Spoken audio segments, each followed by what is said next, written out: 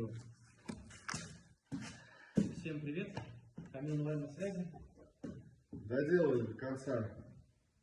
Эко-камин. 5,5 метров короб, огнестойкий гипсокартон. Заказчик еще попросил вот такую полочку.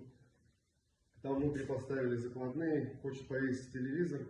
Мы, конечно, были против, но... Желание заказчика закон. Да.